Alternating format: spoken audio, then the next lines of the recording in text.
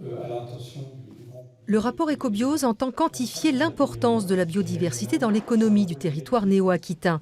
Les scientifiques ont pour cela épluché plusieurs centaines de rapports concernant notre région.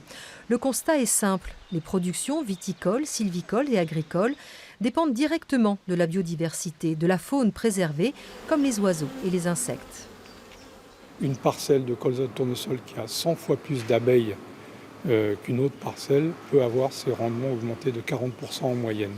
Ça représente un bénéfice en termes de revenus pour l'agriculteur, pour ce qui est du colza, de 120 € par hectare. C'est tout à fait considérable. De la même façon, une diversité des micro-organismes dans le sol permet d'épurer l'eau des produits phytosanitaires qui s'y trouvent. Les viticulteurs, par exemple, sont invités à se passer de plus en plus de pesticides et à laisser les interrants de leurs vignes enherbées. Le Conseil régional de Nouvelle-Aquitaine va, dès son prochain budget, réorienter ses subventions pour aider à cette transition écologique. Il va falloir peut-être, même certainement, orienter l'argent public pour privilégier l'autonomie alimentaire des élevages, faire en sorte que la consommation soit plus locale, plutôt privilégier l'agroécologie, le bio, le maraîchage, plutôt que les grands céréaliers ou plutôt que les grandes cultures qui aujourd'hui appauvrissent la biodiversité, tuent les sols.